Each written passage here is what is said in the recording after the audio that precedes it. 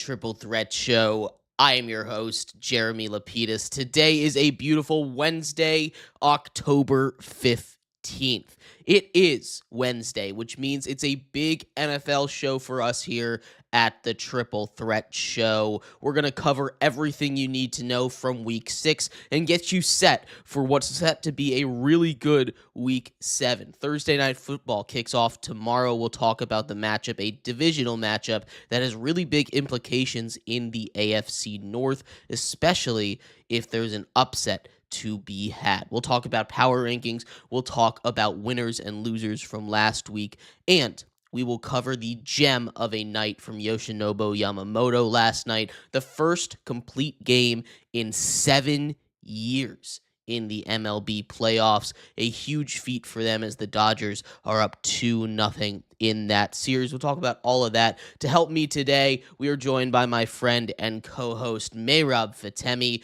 We are going to be diving deep into the NFL, Mehrob. We're going to start off with the NFL winners and losers as we do each and every single Wednesday. I'll leave it up to you here. You want to start off with the good, or do you want to start off with the bad? Let's start off let's start off with the good on a wacky NFL Wednesday. That's right. Wacky Wednesday. It's a beautiful Wednesday. Let's start off a little positive here. And nothing's more positive than a little New York Giants being good at football again. My big winner from week 6 of the NFL, Mehrob. How about Cam Scatterbo? 3 touchdowns. The first Giants running back to do that since Ahmad Bradshaw back in 2011. Can you believe that? 2011, he demolished an Eagles defense that was really good, still is really good, despite losing a bunch of pieces. I know Jalen Carter wasn't there, but this is still a really good Eagles defense, and he found a way to just win the hearts of America by being Cam Scatterbo. And, I mean, it's just incredibly impressive. The Giants with a huge win. That division is wide open after that. No doubt about it, especially with all 3 other teams in the NFC East losing this past weekend. The division is wide open. I'm not going to go as far and say that the Giants are going to go ahead and win the division, but with the way that Jackson Dart is playing, the way that Scadaboo is playing, the way that the defense is playing, and the way Brian Daboll has this team playing right now, with on the effort side of the ball, going the extra mile, there's a lot to love about what's going on in New York. The only thing you got to feel for is what if they had Malik Neighbors right now, and that's the gut wrenching part of it. But nonetheless, the Giants are they got a lot of good pieces. They're looking good right now. The future looks bright in New York for sure. I got a couple losers for you here, Mehrob, and I'm gonna start this off. We did NFL questions yesterday, but I'm gonna rephrase this question a little bit. We've seen now 6 weeks of football, and there's a couple teams that I think maybe should consider QB changes. Those included Justin Fields after a -10 net passing yards performance over in London. He clearly is not the best quarterback over there. Tyrod Taylor played 1 game, and he had that offense going. It was against not a great defense in the Bucs, but the Bucs aren't a bad defense. They actually had a little bit going over there. I think it's time for them to make a move. They're not going to do it, but the other one that I think is a little bit more of a hot take here, we're going to travel down to the desert, cross country here. Kyler Murray misses 1 game, and that Cardinals offense goes a little bit with Jacoby Brissett. Is it time for a quarterback switch in both of those places? I want to start in Arizona because this is something that we touched on before the season started. This is a pretty much make it or break it year for Kyler Murray. He goes out, starts the season pretty rough. I know they went 2-0 to start the year, but beating the Saints and I don't remember who else they beat, the Saints and maybe the Giants or something, is it's nothing to sneeze at. Um, Pretty much since then going 2-4. The Cardinals season pretty much just a train wreck. And Kyler Murray misses 1 game, and Jacoby Brissett goes out there and has a great game against a good Indianapolis Colts defense. There's a lot to love about what's going on in Arizona right now, but from Kyler Murray's side of things, I think it's time to either bench him or honestly try to trade him and get some value for him. Yeah, no, there's a Well, lot of things that you could look at. I think that Jonathan Gannon is the next head coach that's on the hottest seat right now after everything that's gone down. The team fined him $100,000, of course, for hitting yeah. Imari DiMercato over there. The injuries certainly aren't helping, but I think it's time for something major to go down in the desert, and that would be considered one of the biggest moves in the entire NFL season so far. Going back to the winner's side, let's talk about the MVP race a little bit, Mehrob. There's a couple guys that I think firmly threw their hat in there after last week's performances. A couple quarterbacks we're going to be looking at. Baker Mayfield, number one, of course, is at the top of that list. He's been at the top of that list. He's been leading this Buccaneers team to 5-1. And potentially the best team in the NFL, although nobody really knows who the best team in the NFL right now with how things are going. He did it most impressively without his best running back in Bucky Irving, without his top three wide receivers. He now doesn't have Evans, Abuka, Godwin. You could even say top four because McMillan has been out since the beginning of the season. He's working with wide receivers 5, 6, and 7 on that depth chart. And yet they're still putting up 30-point performances against good defenses day in, day out. And the other guy that I think should throw his hat into the ring here, how about Drake May? Back-to-back elite performances for Drake May. He's put his name on the map. Some people are saying in the MVP conversation, Mehrob, those two big winners of the week for me. I'm shocked that you said Drake May. I was about to throw Drake May's name out there. I thought you were gonna say maybe a Jonathan Taylor, a Daniel Jones, a Puka Nakua, maybe. But you throw in Drake May, the Giants fan? We Got no love beef with the that. Patriots. No, but Drake May's definitely playing like a stud. 10 touchdowns, 2 picks, 4-2, taking just this Patriots team. It looks like it's leaps ahead of the last like 4 years of what we've seen in New England. This looks like the best Patriots team since the Brady era, and he's arguably better than Mac Jones was. I know it's still a small sample size, but he looks like he looks better than what Mac Jones looked like in his rookie year with the Patriots for sure. And the Patriots look like they're soaring, especially in a division where the leader decides to drop 2 games. And I know that's going to be one of your losers coming up really soon here. Yeah, there are a couple losers on my list here, but I do want to touch on the Patriots just a little bit more because you've been high on them all year long, and I thought it was going to be a little bit slower for them. But you look at that schedule coming up, and not only is it incredibly easy, Mehrob, but according to DVOA, it is the easiest remaining schedule of all time.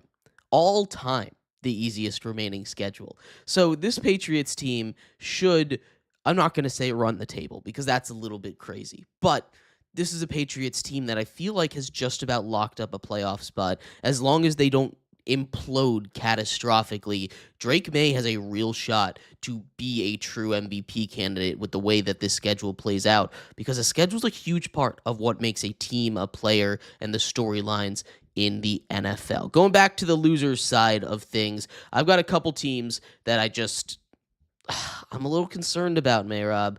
The Eagles lose 2 straight games, so do the Bills. These two teams were at the top of our lists for our power rankings for a while. They were the last two undefeated teams, and now they've lost games to teams that, frankly, they're better than. Now, these are two teams that have, I will say, similar issues, right? For the Bills, that defense is atrocious. Oh my god, that defense is so bad. Uh it's it I mean, legitimately in contention for one of the worst defenses in the NFL. When you lose your only guy that can cover in Christian Benford, there's nobody left. We saw it affect them in the playoffs, but even when he was out there, they were still giving up 30, 40 points a game to just about everybody that they were playing, but Josh Allen covered up a lot of that. But then you start to lose weapons. Dalton Kincaid goes out. Josh Palmer goes out, which, probably not the biggest loss, but losing a wide receiver and then having to rely on a bunch of rookies and Khalil Shakir just is not working out for them. you see teams really train in on the run, and when they fall behind, you can't hand it off to James Cook. James Cook is not getting the touches he needs. He's the only real weapon that he has, that Josh Allen has right now, and he can only Superman so much. And we're seeing that start to catch up with the Bills. Josh Allen can't do everything every single week. The other team that's doing that a little bit is the Philadelphia Eagles. They also lose, like I said, 2 straight games, right?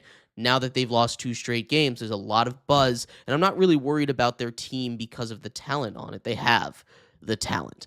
I'm worried about the off the field issues. There has been report after report after report, even when they won the Super Bowl, about A.J. Brown and other players being unhappy, players' meetings taking place. Players' meetings are not supposed to take place when you're undefeated. Players' meetings are not supposed to take place when you're coming off of winning a Super Bowl. You're supposed to be all buddy-buddy, all happy. You just won. You reached the pinnacle of the sport. There's nothing more for you to accomplish other than doing it again. And yet everything is falling apart in that Philadelphia locker room, especially after a division loss to the Giants, a game that they are the better team in. Undoubtedly, they're the better team in that game.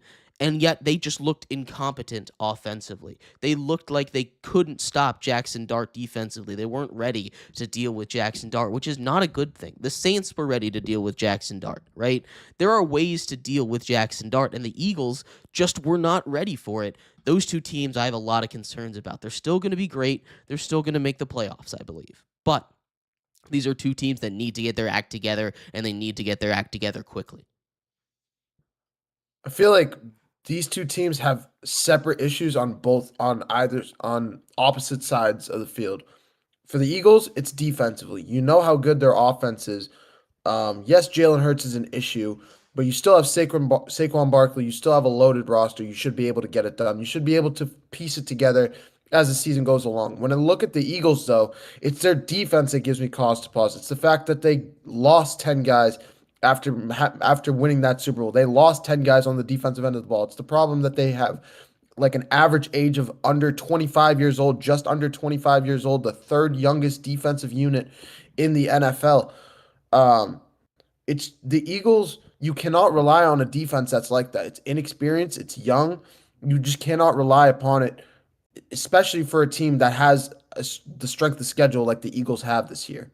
For the Bills side of things, though, this was my issue with the Bills coming into this year. I knew how good Josh Allen was. Josh Allen's the best quarterback in the league. There's no doubt about it.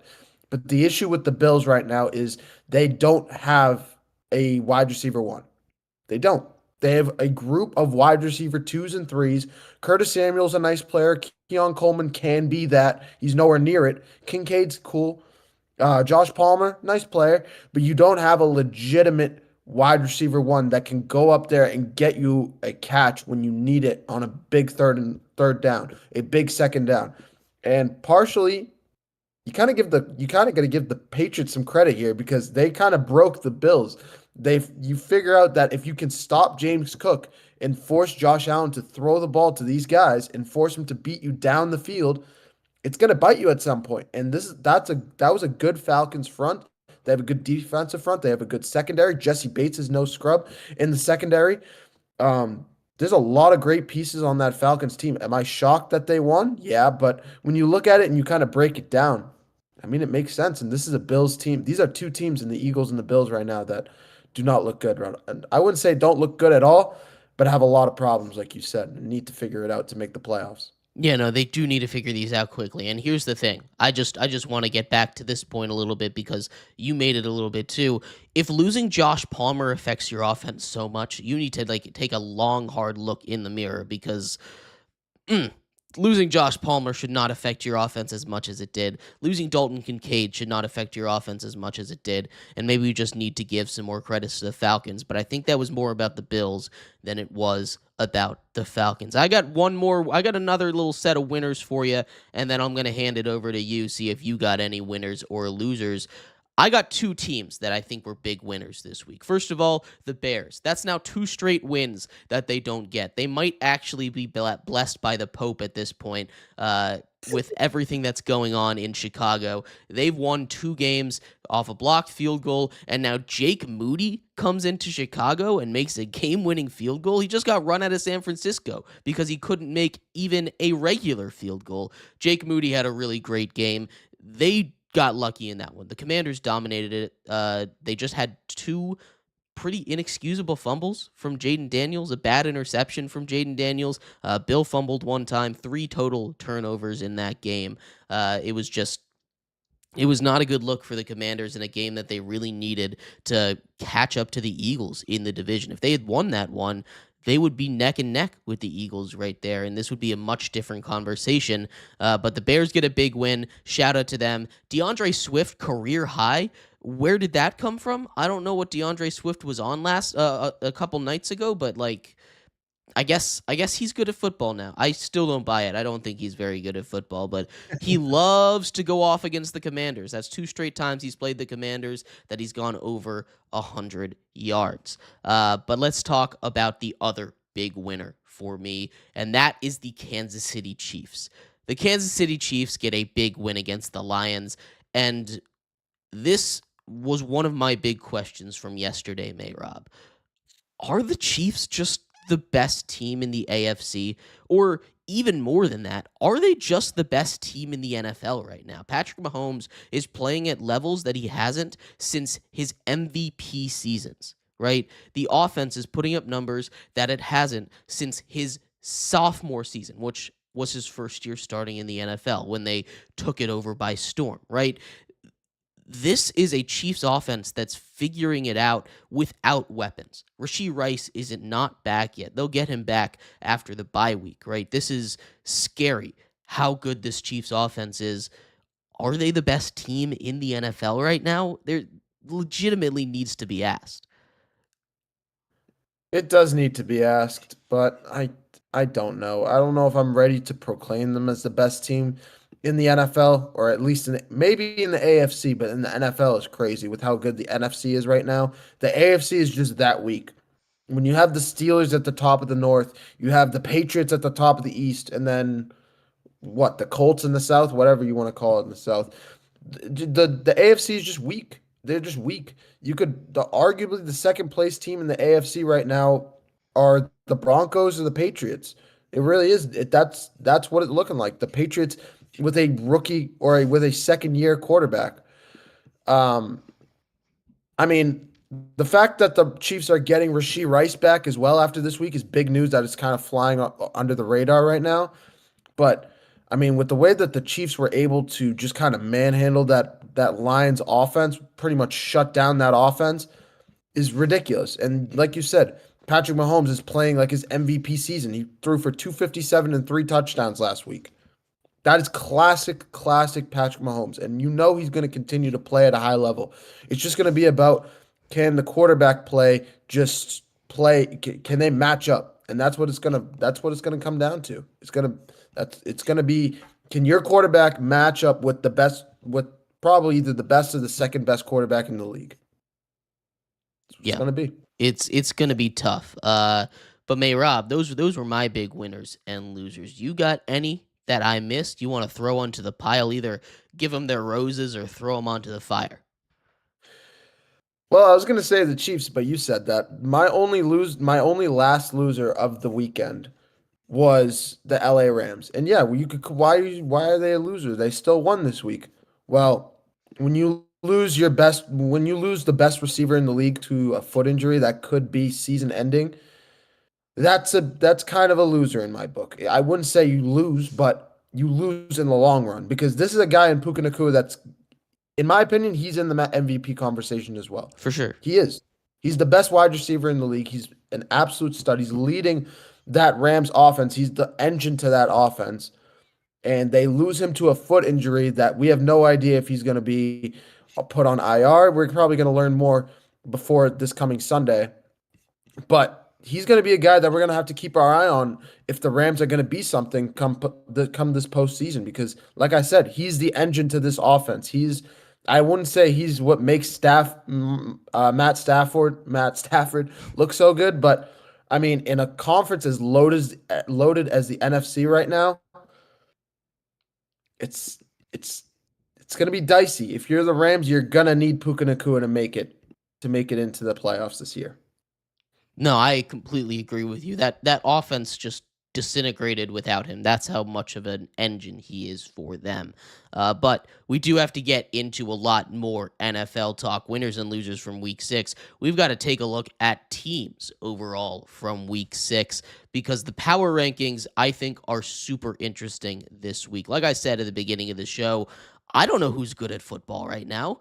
I don't know who the best team in football is. There's a legitimate claim for no teams to be the best team in football right now, and also a legitimate claim for there to be like 5 or 6 teams that you could put at your number one spot in the NFL right now. But we're going to start at the bottom like we always do. The Week 6 power rankings, we broke it up into our tiers yet again. We have our awful tier, teams 32 to 27 over here. The Jets remain at the bottom, the last winless team. They're number 32. The Titans fire their head coach, Brian Callahan, no more as a head coach in Tennessee. He is the first head coach fired. And I think that's going to start a little trend. Jonathan Gannon, I think the next coach to go. But the Titans at 31. Bengals at number 30. They continue to fall despite Joe Flacco giving them a little bit of juice offensively. That defense just is not enough for me, and they're going to continue to lose football games. The Saints up to number 29. Despite them still losing football games, they've been in every single one, and I'm going to give them a little bit of credit for that. The Dolphins stick at number 28. They're a good football team.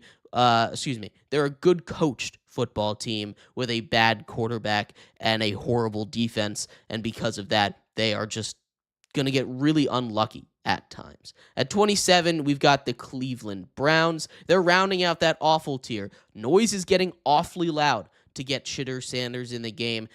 Dylan Gabriel threw 52 passes last week. 52. That's not a winning formula. They need to ground and pound and get their rookie quarterback comfortable. I think we see Shadur sooner rather than later. Stefanski, his job is definitely a little bit up in the air right now.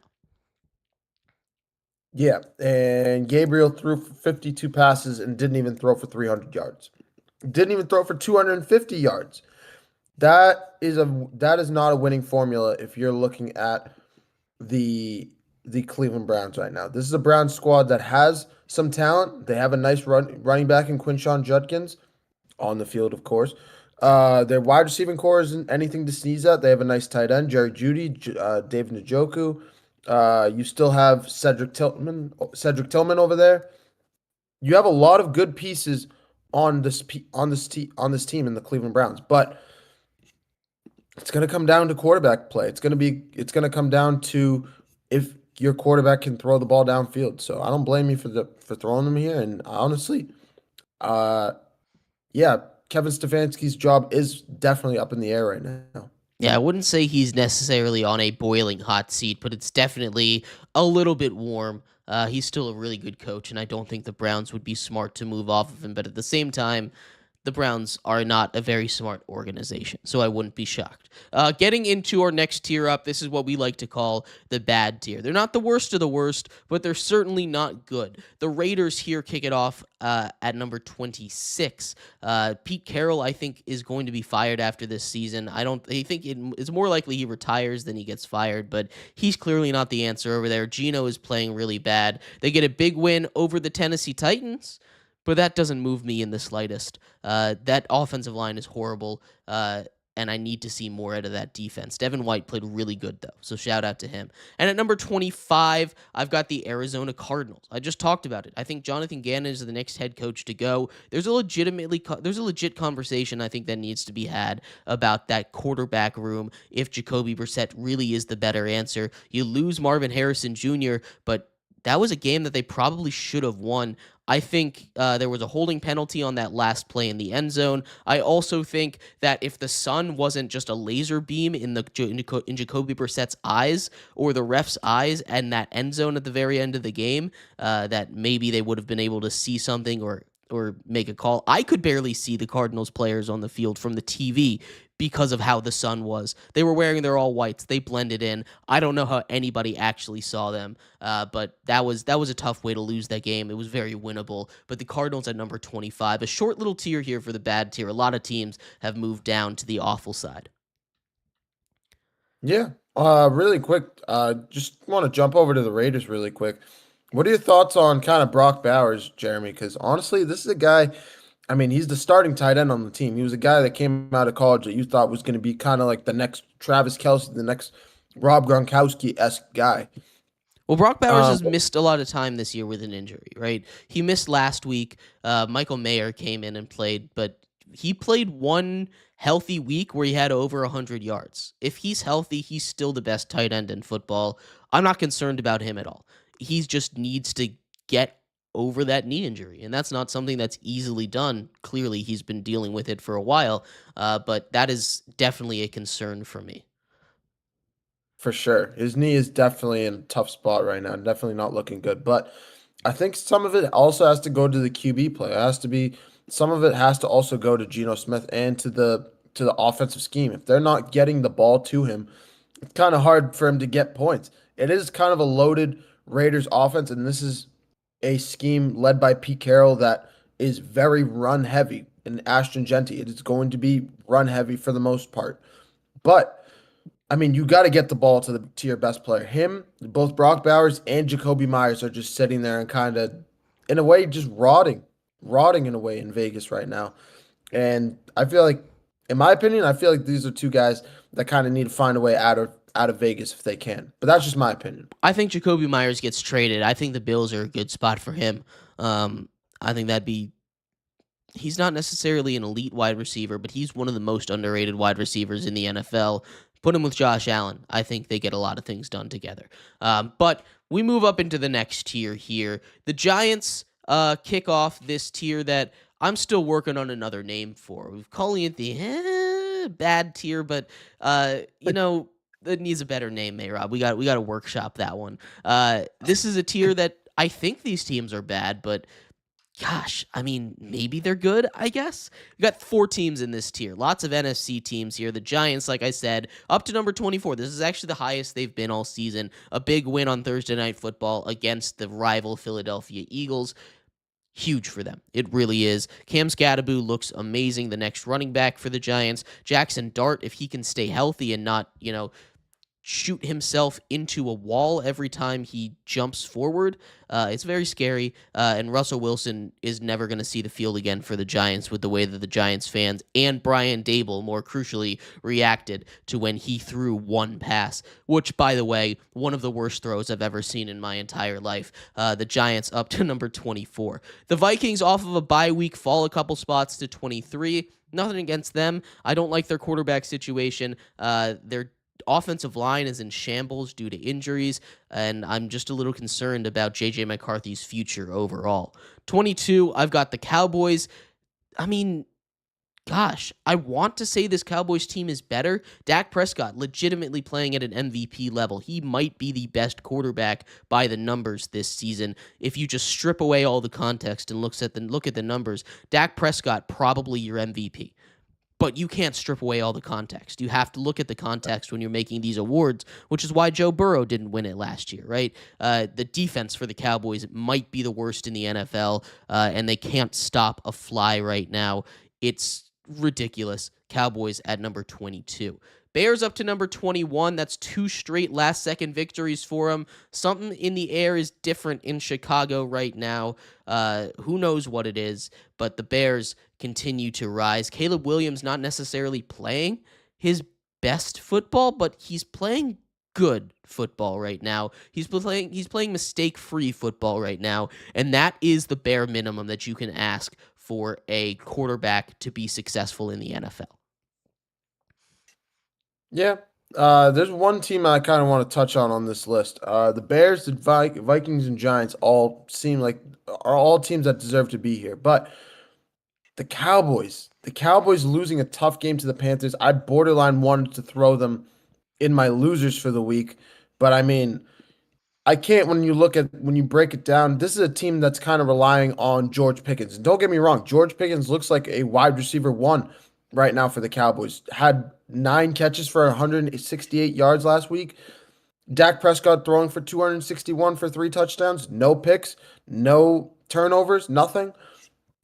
Um, it kind of both harps on the defense, but at the same time, this is a Cowboys team that's missing their wide receiver one, their best player in CD Lamb.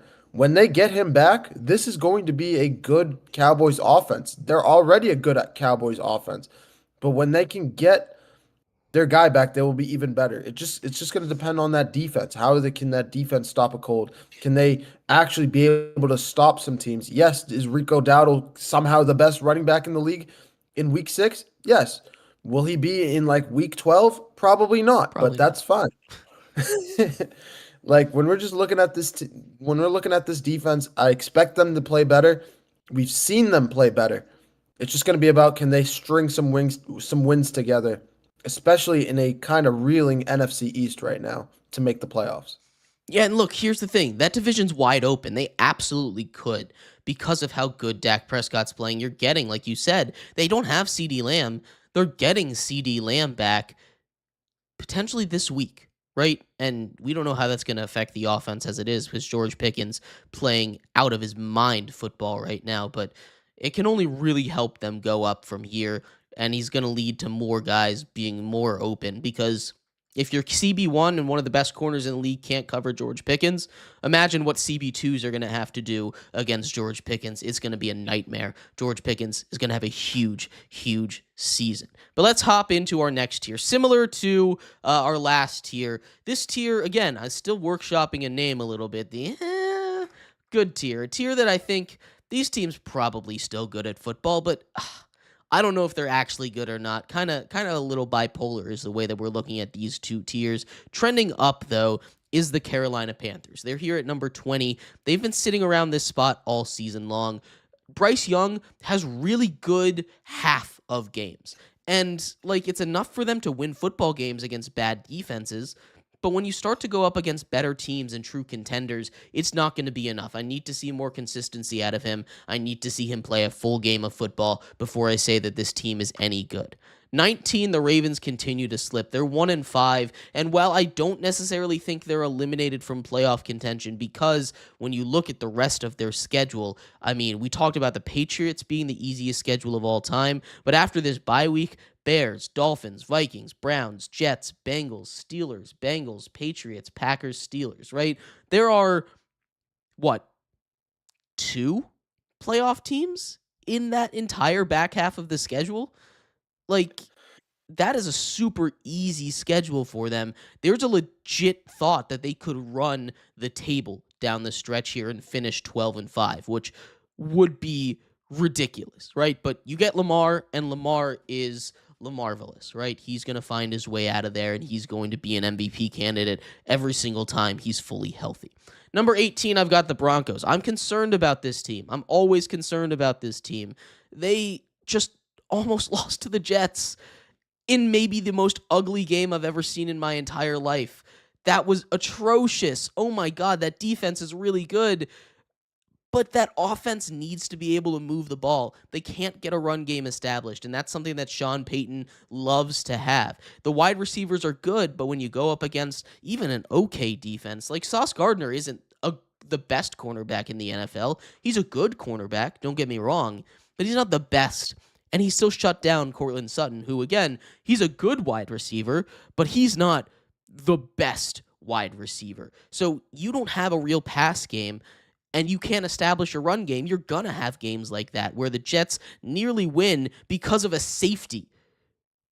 13-11. That game made me throw up a little bit in my mouth. It was kind of bad. The Falcons up to number 17, a huge win for them against the Bills. But again, I don't know which team is real. Michael Penix just had a huge game. Bijan just had a massive game, 170 rushing yards last in the win. He was huge for them. That Bills defense is really bad, though. Not the first guy to run all over them. Derrick Henry, week one. We could find some more examples if we go through their season as well. But I do need to see more consistency. Good to see Drake London get involved, but I just don't know if it's going to be like this week in and week out with the Falcons. And the 49ers fall to number 16 mostly because of injuries. Look, it's been the same song and dance with this Niners team every single year, right? The injuries just pile up and pile up and pile up. Now they've lost their two best defensive players, and that defensive unit is going to be in shambles. Fred Warner done for the season. Nick Bosa done for this season. You have Mac Jones who's playing through an injury. Brock Purdy who's going to come back, probably still not 100%. You're getting George Kittle back potentially this week, but your wide receivers are all hurt. Ricky Pearsall is dealing with a nagging injury. Juwan Jennings is playing through 5 broken ribs and a high and low ankle sprain. I mean, what a beast, first of all, but also you don't need to be doing all that, man. It's not worth it. Kendrick Bourne, wide receiver 1. I've always liked Kendrick Bourne, but he's not a wide receiver 1. I guess Mac Jones, little connection over there. But Christian McCaffrey playing good football, but he's not like elite Christian McCaffrey level right now, and he's the only one out there. He can't quite get it done anymore all on his own. These teams I still all think have the potential to be good or even playoff teams, but they're just not showing it to me yet right now as we stand in the season. So I just can't put them up in that good tier or higher. I'm not gonna lie, I love this tier personally. I think this is a great list for this tier. This is honestly shaping out to be your best list so far, Let's Jeremy, through go. through 6 weeks. I'm not joking. The Panthers already, like I think the Panthers are a good team. I mean, the way that they're playing right, they're not good. They're like you said, good. Are they good? Are they bad? They're somewhere in between. They're mid. Bryce Young is probably isn't the future for the Panthers, but you get Tet McMillan. He looks good. Rico Dowdle has looked good so far over the last couple weeks. That defense still looks pretty good. They're good. They're a young team that's kind of growing right now, similar to another team that we're going to be bringing up soon here in a couple tiers. Next up, you got the Ravens. Ravens, like you said, when Lamar gets back, they'll be fine. Do I think they're going to run the table? Absolutely not. But I still think they'll be a decent team. I think when they can get him back, they could potentially get back to 500. They could break 500. They could finish like They could win 10 eight. games, I think, pretty easy. mm, 10 games, especially with the way that defense is banged up right now. 10 games is a stretch, in my opinion, right now. Just because of how banged up that defense is, not only looking right now, but it's going to be looking for the rest of the season with how many season-ending injuries they have there. I think they can get to like 9, like you said, maybe 10 wins, but I think that's it. I don't think it caps past 10. After that, Broncos. The Broncos Jets game is in contention for the worst game of football I've ever seen in my life. Mm-hmm. At least in contention for this season. It is that bad. It is the front runner for the worst game of the year so far.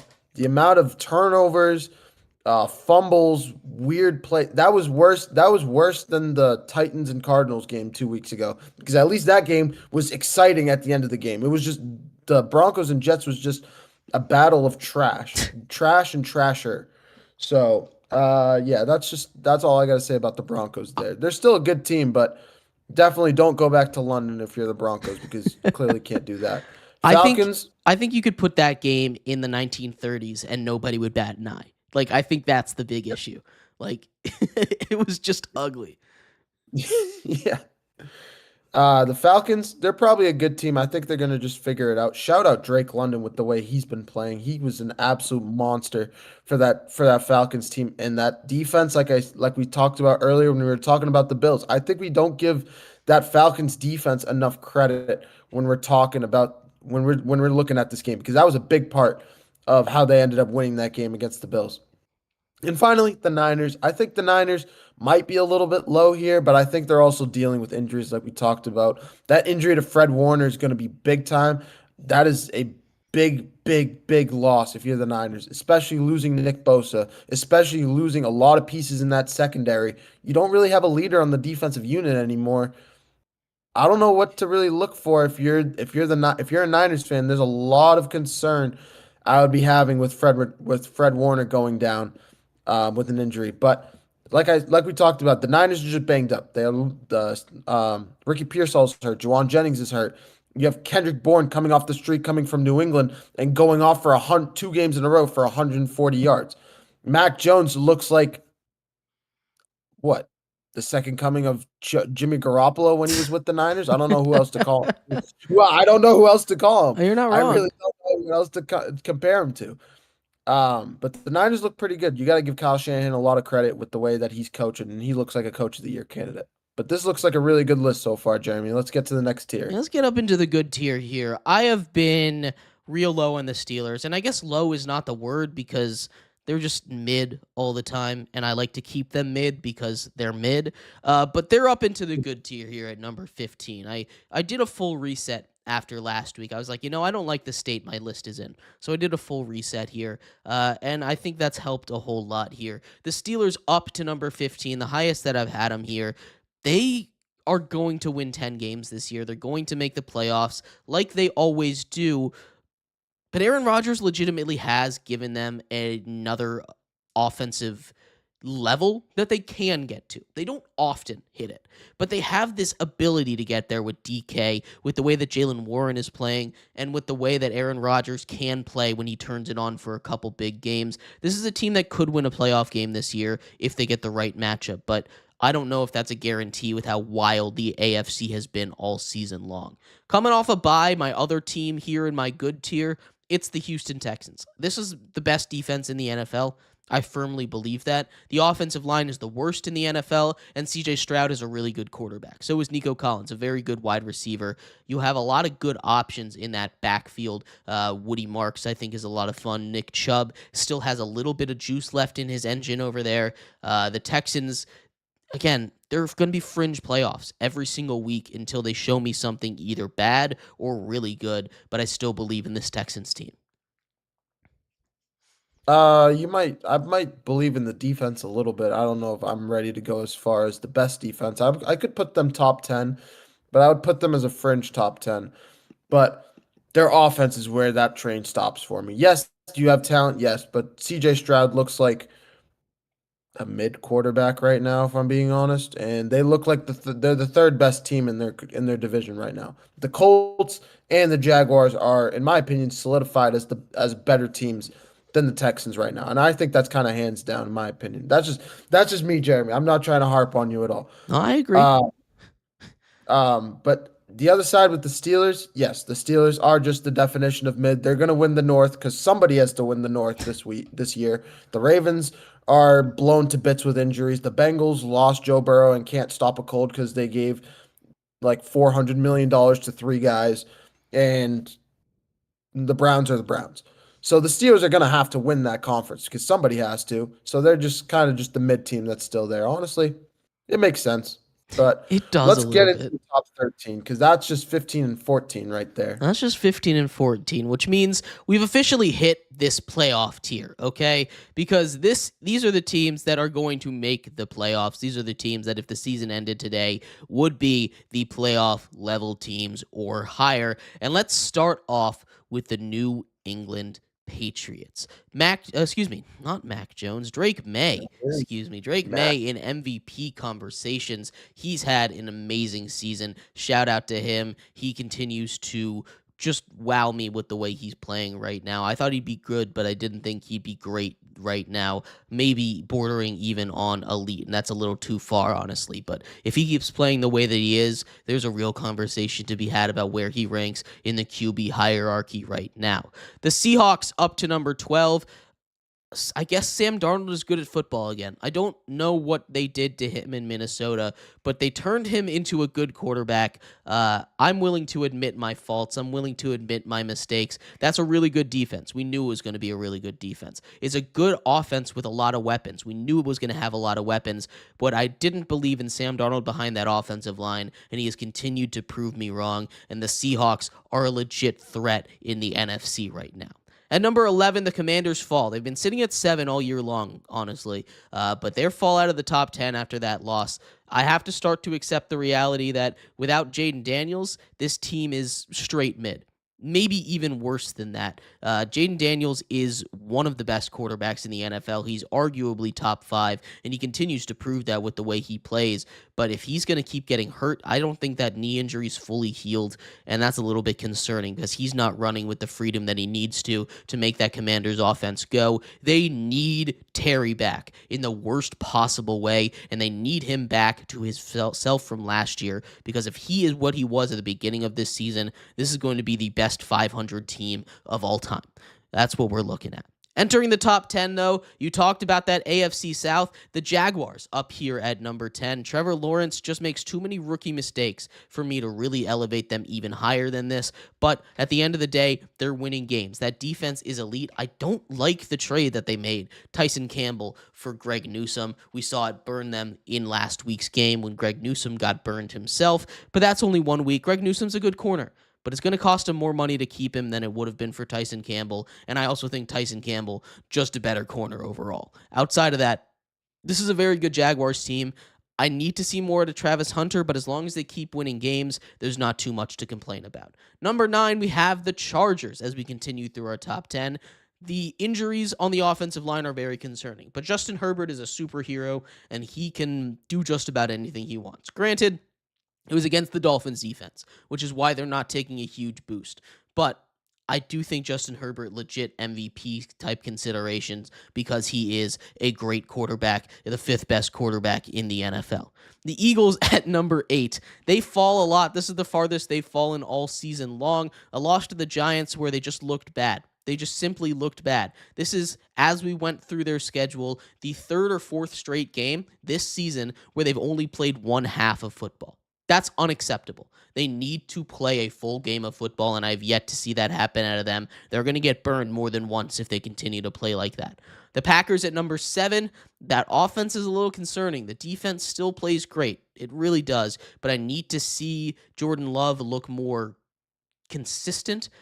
You still have a really good running back in Josh Jacobs. I like that they're getting Matthew Golden more involved. Romeo Doubs is having a really good season, but I need to see more out of that offense. I think losing Reed is a huge loss for them. They'll get him back in week 10, and we're starting to see that without that big playability, which is crazy because Jordan Love has a lot of big playability wide receivers. Christian Watson coming back soon. That's something to watch as well. His practice window has opened. That should really open up the offense for a lot of those other guys. At number 6, rounding out this playoff tier, it's the Indianapolis Colts. Indiana Jones continues to find way to win games. A lot of it behind the power of his sidekick, his running back, Jonathan Taylor, right? Jonathan Taylor, Offensive Player of the Year frontrunner probably after Puka goes down.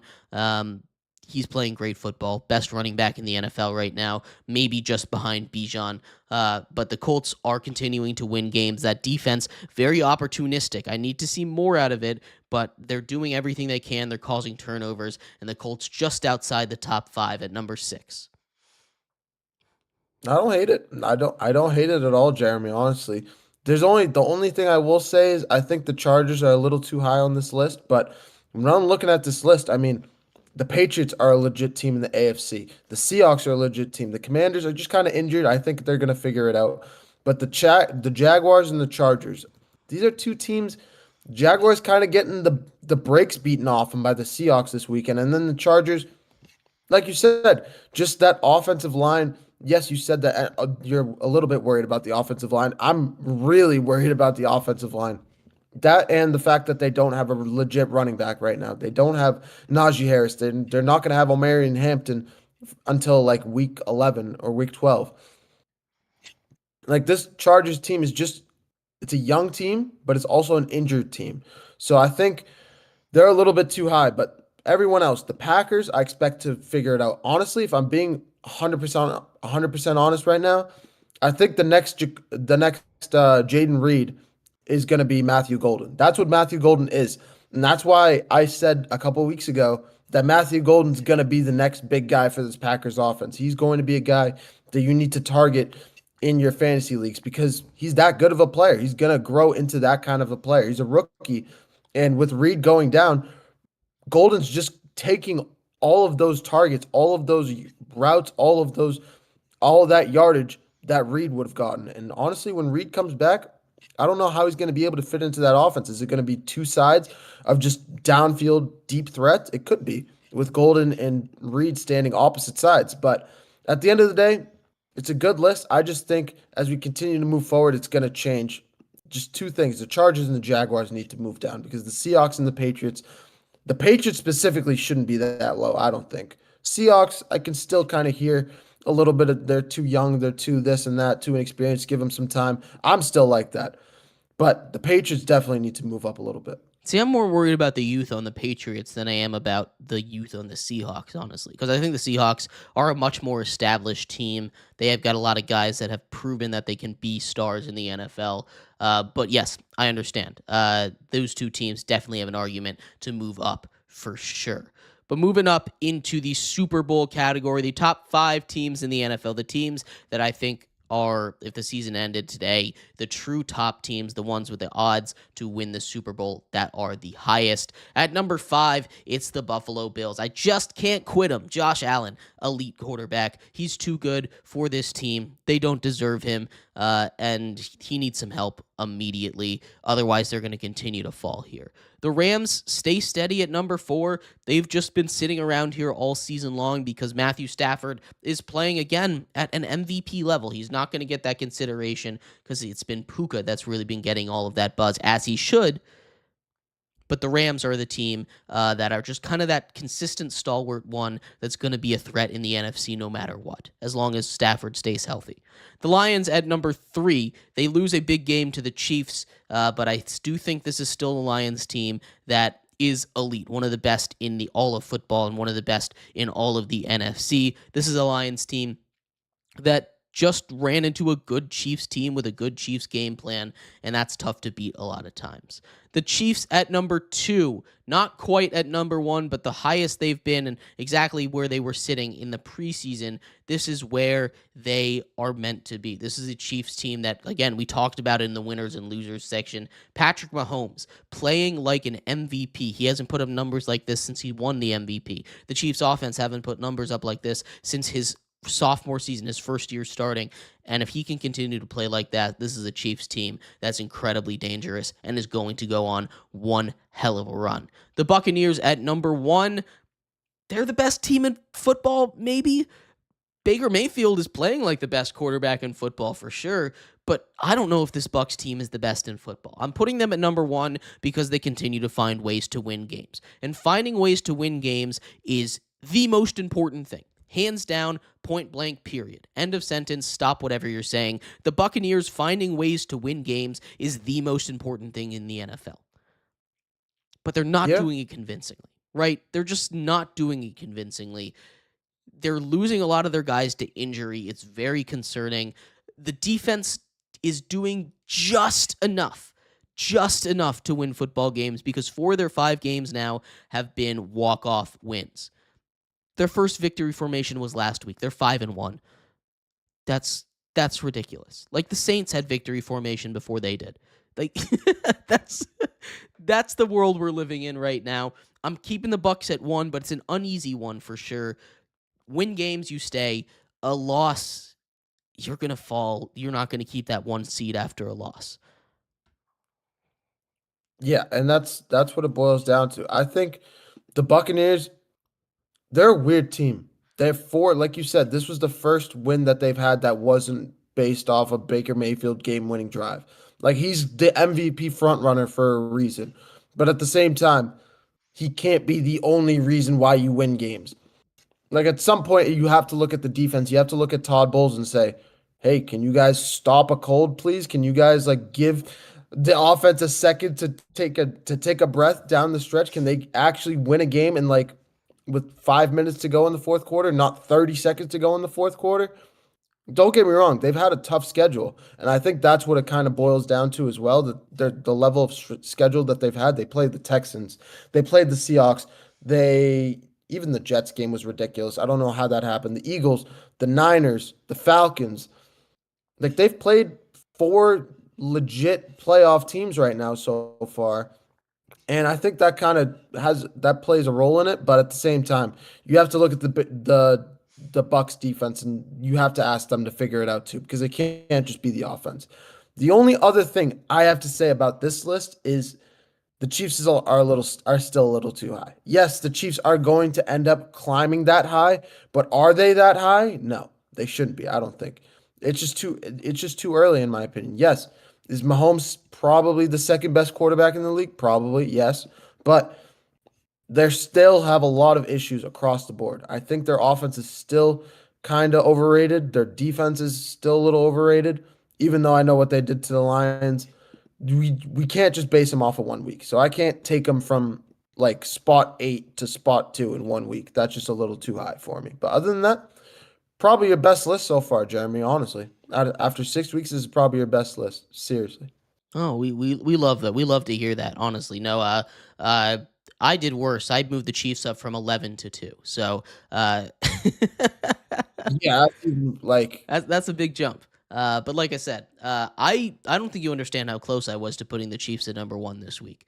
I almost did. If I hadn't thought a little bit more, they would have been ahead of the Bucks right now. But the Bucks are 5-1, and that means a lot. Like I said, I'm just so moved by the way that Patrick Mahomes is playing football right now. When he plays football like that, this is a Chiefs team that's basically unstoppable.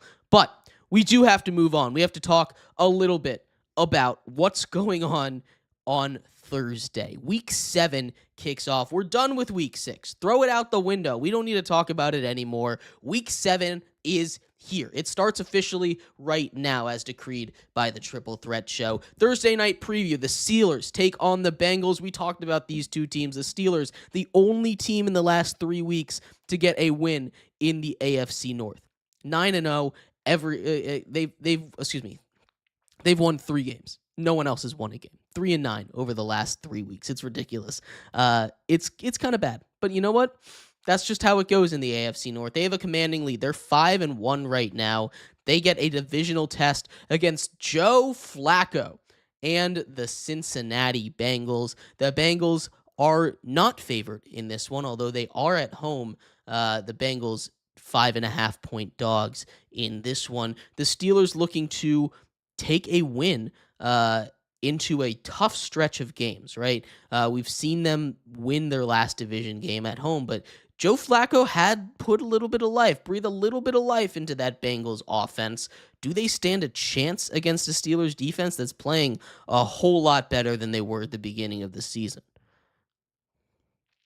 Yeah, I think the Steelers defense is a big reason why they are where they are right now. But you also got to give credit to Aaron Rodgers and the way he's playing because him and Jalen Warren are a big reason why they are where they are right now. DK Metcalf looks like he's kind of resurrected his career in Pittsburgh as well. The Steelers look like a decent team. They look like the best team in the AFC North right now because I think the Bengals are going to end up winning this game. The Bengals are my favorites to win this not only this division but to win this game. They're the best team in the AFC North right now. I think you can't take the first 4 weeks for granted for this team. I also think this division is that bad where the Steelers could lose 3 games in a row. They've had a little bit of a cupcake schedule here. But I expect the Bengals to climb back into it. I expect them to start it with this game. They're on a 4-game losing streak and to snap that 3-game win streak for the Steelers. I really think the Bengals are that good. Yeah, no, I'm kind of leaning on the same page as you right now, honestly. The Pittsburgh Steelers have been great, right?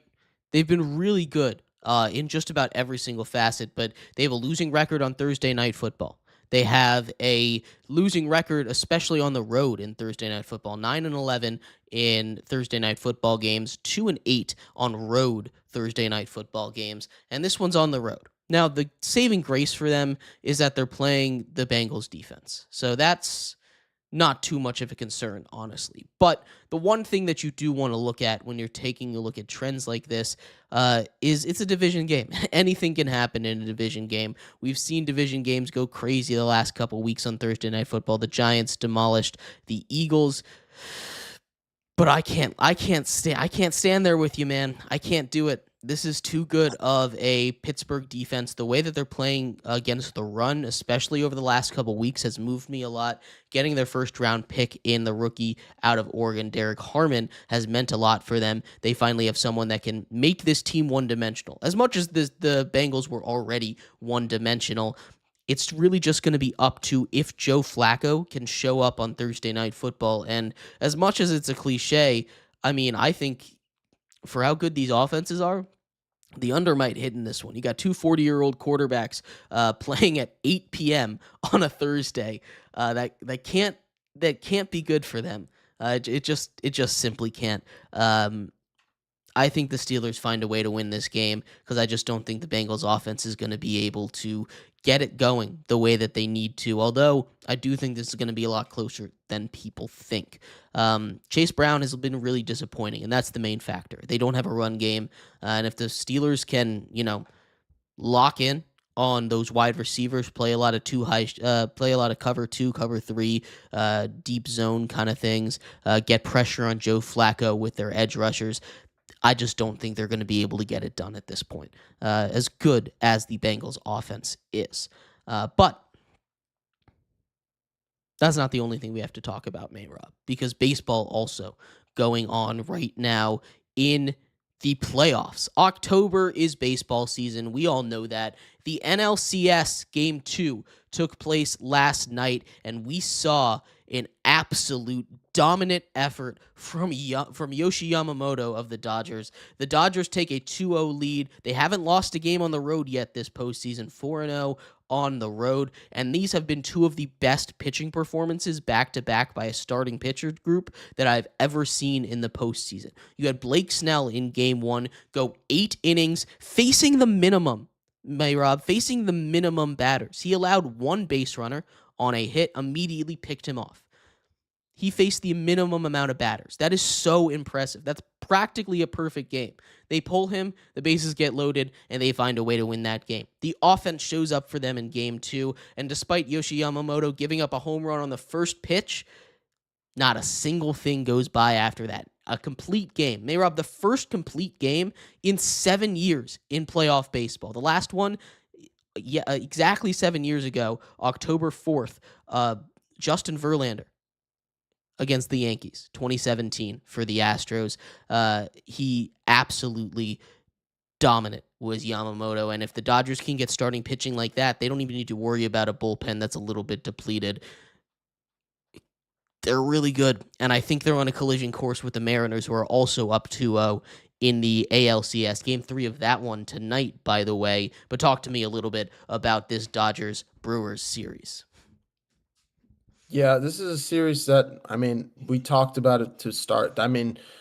We thought the Dodgers' Achilles heel in this series was going to be their pitching.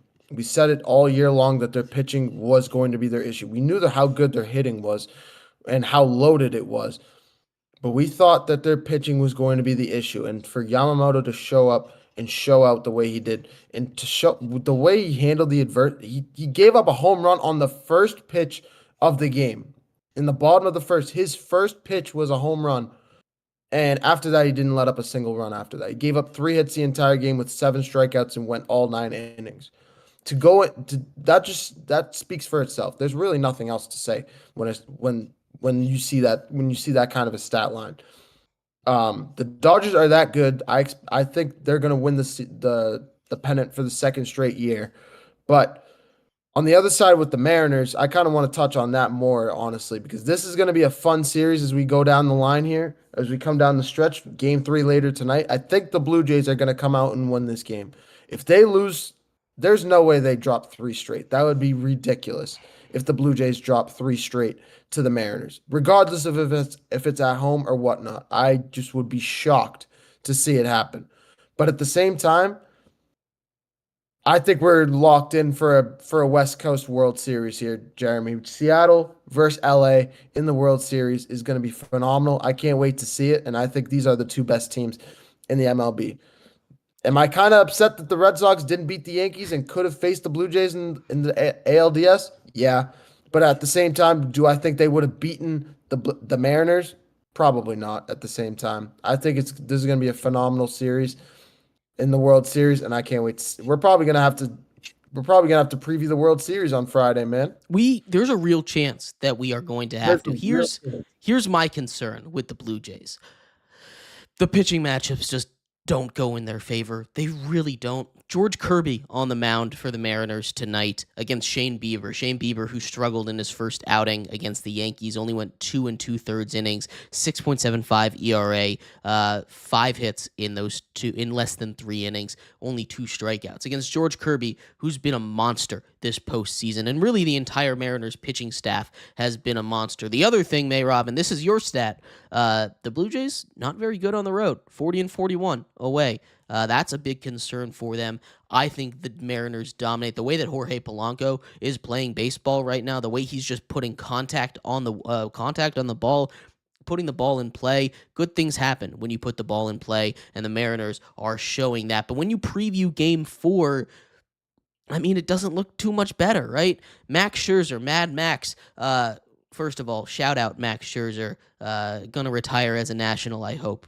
Go out and get another win, King. You deserve it. Max Scherzer, a great Hall of Fame first ballot pitcher, one of the greatest pitchers of our generation. But he's going up against Luis Castillo. That's just not a good matchup for him. It just simply isn't. It's not a good matchup for the Blue Jays. I think we're really looking at a Mariners sweep right now. It sucks, but I just don't think the Blue Jays have really a shot with the way that these pitching matchups are lining up. I hope so.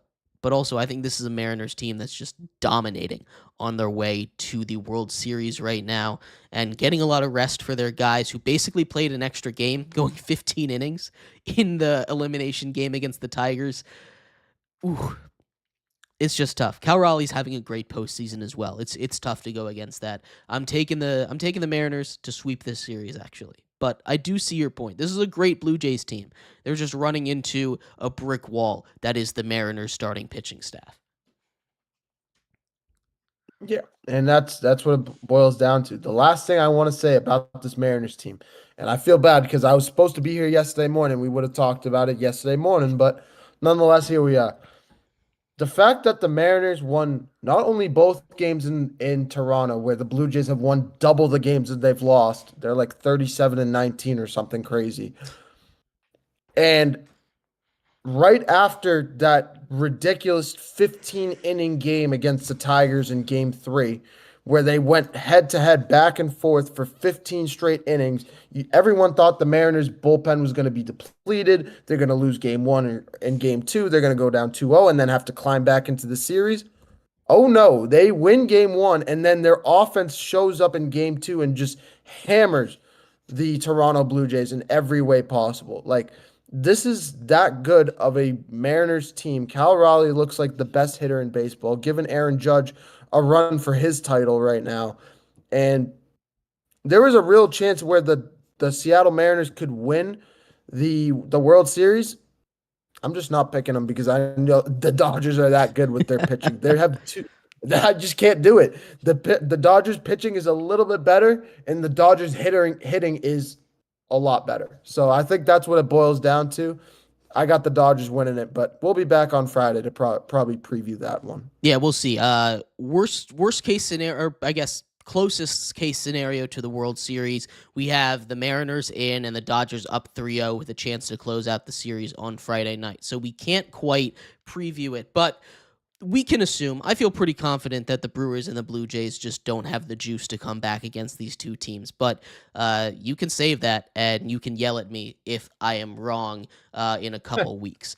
We'll have to see, though. But thank you, everybody, so much for tuning in to today's episode of the Triple Threat Show. We have been your hosts, Jeremy Lapidus and Mehrob Fatemi.